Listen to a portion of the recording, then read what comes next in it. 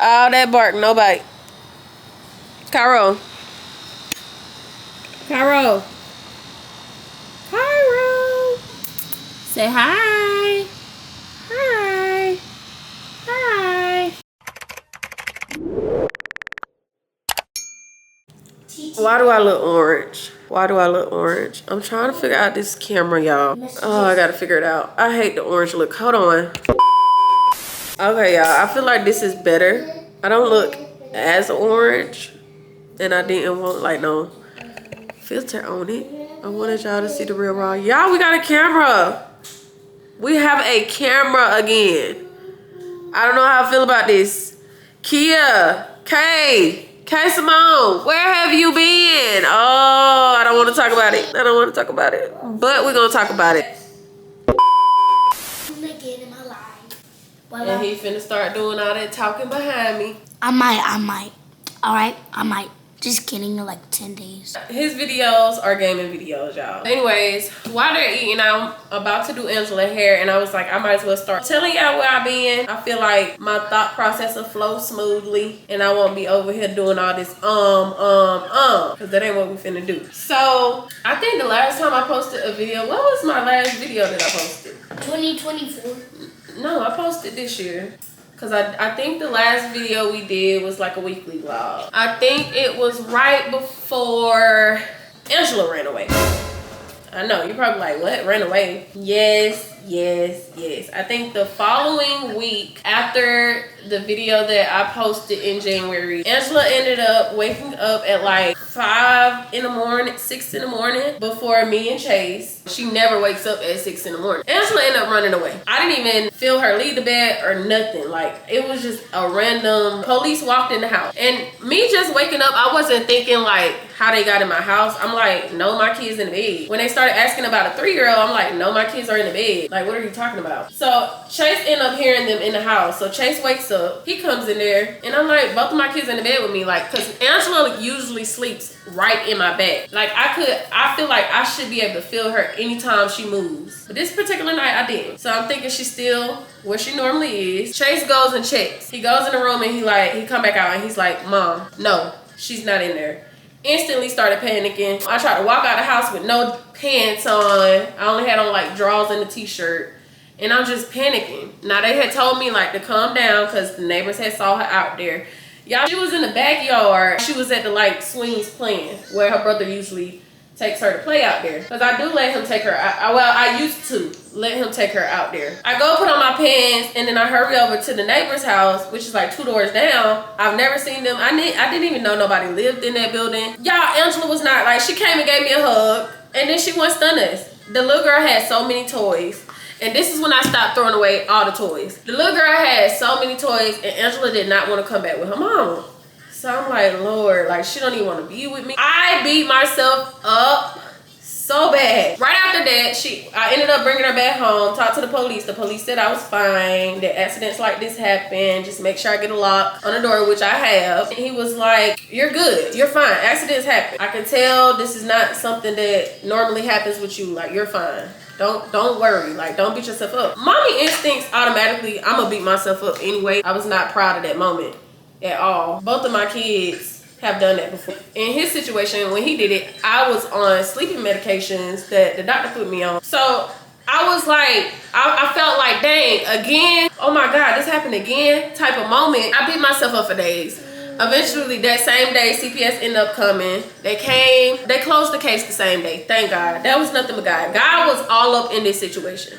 And I'm gonna get into that in a little bit, but God was all up into all of this. Like, he was in this house, surrounding us, surrounding my kids. Felt like a failure. And I felt like, oh my God, I'm not fit. That's how I felt. So CPS ended up coming. She was a nice girl. I appreciate that. God was all over her too. She ended up coming in, checking out the place, seeing Angela, checking her out, taking pictures of her, getting all my information. She got testimonies from my mom and my dad. And then she was like, you know what, girl? I'm about to call my supervisor and see if I could go ahead and close this case myself. Because somebody else was supposed to come and do their own evaluation to close the case. She went outside, she talked to the supervisor, and then she came back in and she was like, guess what? I'm gonna close the case. She closed the case. Same day. All of this in the same day. So after like beating myself up because I wasn't talking to nobody on the phone, I finally called my parents back and my dad asked me the question. He was like, baby girl, what do you need?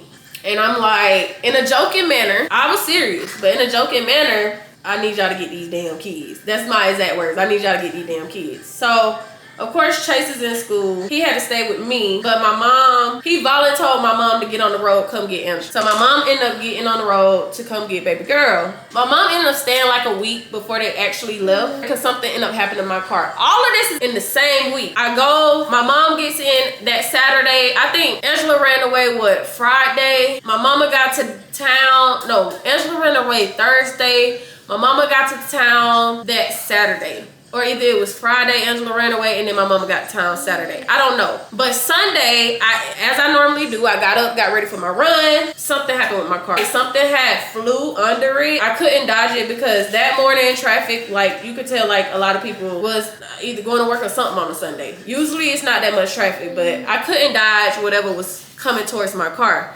So it went up under my car just stopped. My car stopped to protect itself, but it just stopped. And I was like, oh my God. Like at this point, I wouldn't say that my faith was questionable. It was questionable. Like I'm a human. So my faith to me, it's been growing. I've been building it. But I feel like all of this stuff simultaneously happening. I'm like, where are you at? Where you at? What's going on? Like what is wrong? What is happening? I was on the side of the road for about 3 hours, 3 hours, y'all. 2 hours. So I ended up calling like Car Shield because my mom has Car Shield on that car. I ended up calling them. Who was it? I was trying to like get them to tow my car. So the first person I talked to was like, it was gonna be $100 and something. Now at this time, I'm really trying to save my money. I'm like, I'm trying to go into the new year saving money. Like that's the plan. And all of this stuff keep happening. I'm trying to save my money. So I had the savings. I had the money in my savings account. So I'm like, okay, I got the money or whatever. It's cool. The first price was way too high. I think they would cover like a percentage of it, but whatever was remaining, I would have to cover. And the first time, they're saying it was too much. Like I had it. I was still trying to make sure I had savings in my account because I knew my car was finna have to go to the shop. We ended up getting disconnected. Because for some reason, they couldn't get on the side of the road that I was on. That wasn't up with God too. When I tell you God is all up in this, all of this stuff, I didn't realize this in the moment. But God is all up in all of it, okay? They couldn't get on that side of the road that I was on. So now I'm just sitting here and I'm like, dang, I gotta figure out how I'm gonna get my car by the exit. Because I wasn't on the right side. I was on all the way on the left side of the freeway, of the highway. So I'm like, now I gotta figure out how to get this car to move. Every time I cut it on, it cut off. So I just sit there for a minute. I just be still. I guess like the police officers had passed me, so they ended up sending like the state towing people. So I'm guessing like the people that's in charge of like getting random cars off the road, he ended up pulling up and he gave me a price and I was like, no. His was high too. He was like, but I can for free take your car off the next exit and we can park it somewhere. Nothing but God. So I'm like, yes, please. That's all I need. So he ended up taking the car off of the interstate and I think he ended up going 2 exits down because the people wouldn't let him over. And then as soon as I got there, I'm like, okay, let me call Car Shield back. So I called him back. I'm talking to a different person. I'm on the phone with a different person and they're telling me, okay, let me find you something. It was a woman. First time it was a man. This time it was a woman. Not that it matters. I'm just saying. God be all up in us. She puts me on hold and then she comes back and she's like, okay, I got a tow truck coming and it'll be there in the next hour. The first one was gonna be 2 hours. This one was only an hour. I was like, okay. She's like, are you gonna wait or are you gonna hide the key anywhere? I said, no, I'm gonna wait. I'm gonna wait right here. My mom was on the way to come get me. I'm gonna wait right here. So I'm like, okay, how much do I need to pay? Because the first person told me I had to pay. She's like, oh, you don't gotta pay nothing. You don't gotta pay nothing. Woo! That ain't never got. They come get my car, bring my car to my apartments. I didn't have to pay anything out of pocket. That was that situation. So my mama ended up staying for a week. She was like, I don't want to leave without us getting this car situated. So now the next day we have to get the car towed to the dealership, and the dealership that's closest to me don't take Car Shield. They're like, oh, we don't do Car Shield anymore. Back and forth. So I'm like, Lord, now I'm finna have to pay out of pocket for whatever is wrong with my car. That's what I'm thinking. So I ended up calling the dealership that had last fixed my car and took the car shield to see if they still take car shield, and they still took the car shield. So I ended up getting my car towed to that place. My mama ended up paying for that towing, I think. Yeah, she ended up paying that towing. Cause it's all the way on the other side of Houston. They drop my car off over there. Now, y'all know with these dealerships, they be behind. Sometimes it take a couple days for them to even look at the car to see what's wrong with it. So I'm just thinking like, Lord, like I'm telling you, my faith was tested so bad. I'm up here looking at new cars, looking at my auto credit looks horrible. I'm like, what am I gonna do? I had a blessing.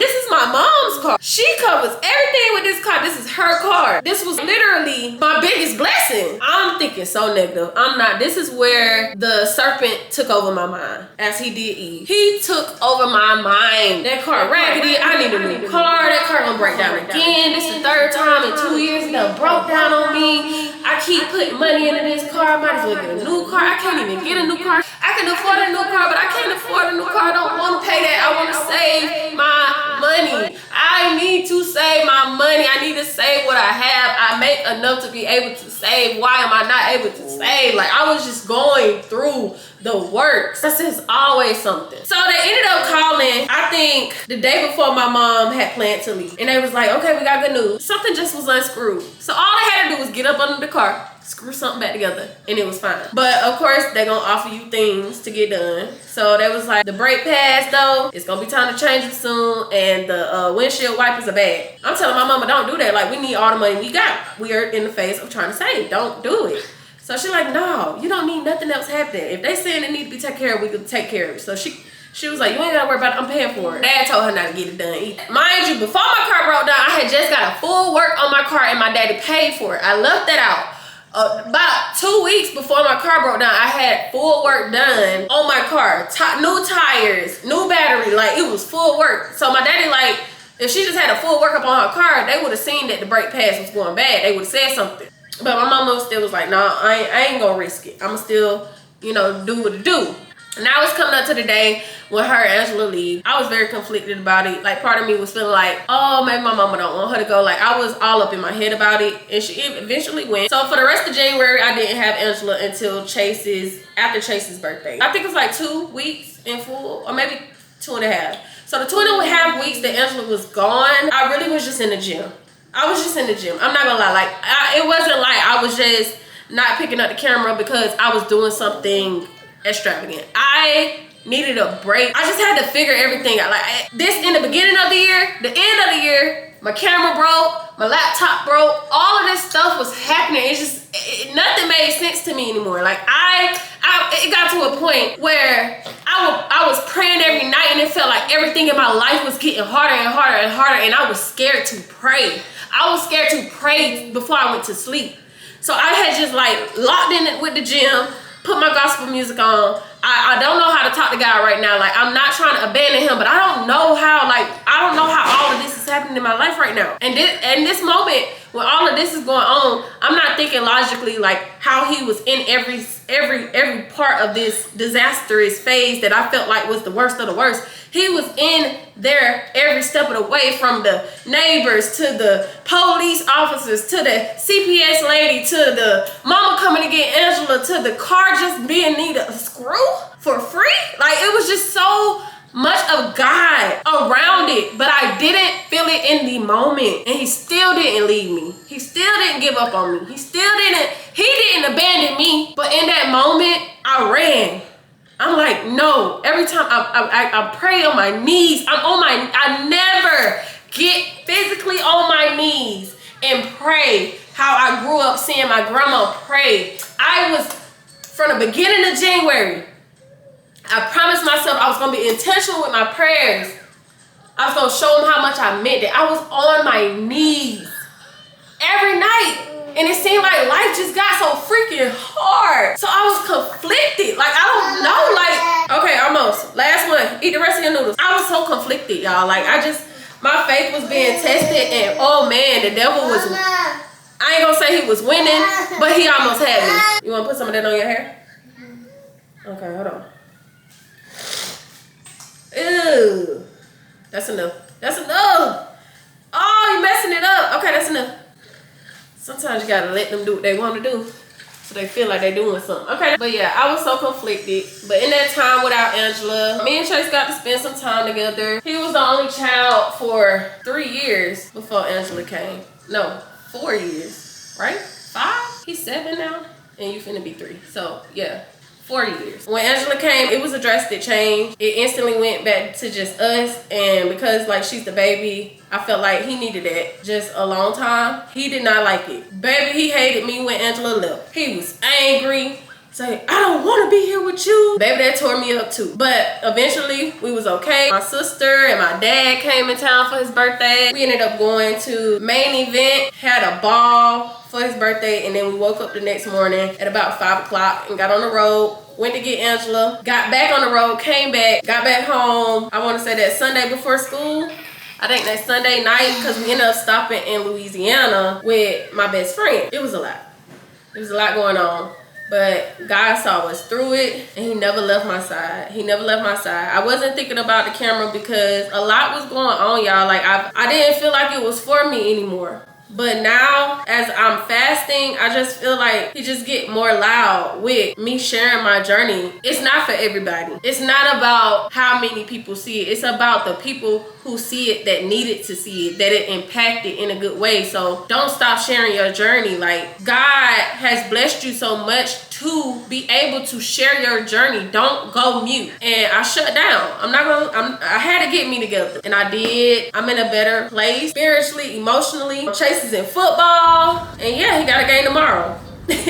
So I'm back in my football mom life for spring. And I missed y'all so much. I missed y'all. I missed uplifting single moms. Like, it's not easy out here. It's not. It's overwhelming. And I feel like sometimes we're scared to even ask people to help us out when we need it, because I'm not gonna lie, it's times where I've needed just a shoulder to cry on or ear to hear me. And some people will make you feel like, well, it's your job. Like, that's what you're supposed to do. Like, you gonna get through it. In a way, kind of invalidate how you feel emotionally in the moment. So I stopped venting and I just focused on me and my kids and my relationship with God. And I have a really great best friend. It is the next morning. I dropped the camera. We've already ate breakfast and stuff. Marlena cooked breakfast, which is my best friend's sister. Best friend, come here. God. She's talking to Chase like that. This is my best friend, guys. The love of my life. Right here. She saved my life. She don't even know it. She saved my heart. Who always keeps me aligned with that focus with God, because when I was in that moment where I could not pray, I was like, I don't know, friend. I just can't. I was like, can you pray tonight? When we're on the phone before we go to sleep, one of us would be like, let's pray. We didn't pray. Did you pray? And she asked me that one day. I think we hadn't prayed on the phone in like a week. And she asked me that one day. She was like, we need to pray. I was like, friend, I'm not gonna lie, I haven't been able to pray lately. Like, I was mad at my father. I didn't understand, like, why do I have to keep going through so many like whirlwinds? Why do I have to be tested so many times to be the testimony? There's so many more of us out there. I was hurt. I was upset. Instead of me realizing how much he didn't leave me in those moments, I was so focused on the moments happening. She was like, I'm gonna pray. I'll pray. And she prayed on that phone with us. She asked him to give me the strength to pray again, to talk to him again. Oh, this friendship right here, I cherish so much. Like, that is my rock. My rock. God knew. She would always say, God knew I needed you. No, baby. God knew I needed you. And I don't think she understand that. She came at the right time. When I tell you God eliminated all of the dead weight, coming into January, I wasn't talking to nobody but her and my parents. Like, nobody was checking nothing. It was no communication with nobody until it was some mess or something. He removed it. And I'm so grateful for that. I'm so grateful for that friendship. I'm so grateful for my mom getting on that road, driving 10 hours to come get my child. I'm grateful for my parents not looking down upon me in that situation, never judging me. I'm so grateful for my God for being there every step of the way. Every step of the way. He did not leave me. I am blessed. I am covered. My kids are covered. Jesus, he has covered us. He has us covered out here. I'm gonna end the video because I know it's probably long.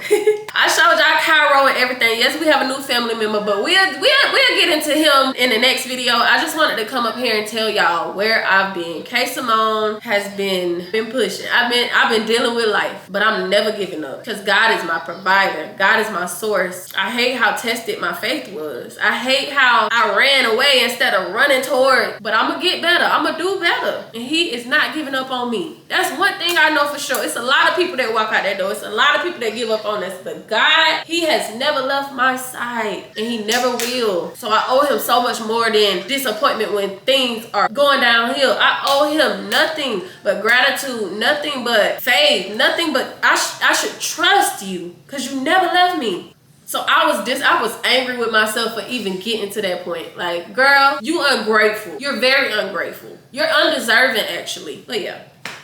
So I hope you guys enjoyed this little hiccup where we left off. Where you been? The next video is coming very soon because, baby, we ain't letting up no more. I feel like taking y'all through these journeys instead of just coming and talking about them. I think taking y'all through it is what God wants me to do. Taking y'all through every phase of it is what He wants me to do because He's the reason I got this camera. I was not getting another camera. I've been watching my sermons, and this afternoon I watched a Sarah Drake's sermon, and then I watched this girl on YouTube. I can't think of her name. It just popped up. God just put it there. It was a prayer, and I opened it, and oh my goodness, it was filling me up. So then I was like, okay, let me sit down. Let me read my book. Even the second chapter of Sarah Jake's book, it was just like talking to me and reminding me that just as much as you have your eyes on your goals, the devil does too. And he know what buttons to push, what questions to ask. He not doing nothing magical. He just know what would trigger you in here to throw you off your loop. And all of this stuff in the last 6 months been throwing me off. From the camera to the laptop to the everything was throwing me off. It's like it's no point. But today I was reminded that you inspire. People are always sending you messages about how you inspired them. That matters. Pick up that camera. Go get that camera. I've been providing for you. I'm gonna keep providing for you. Go get that camera. Now we here.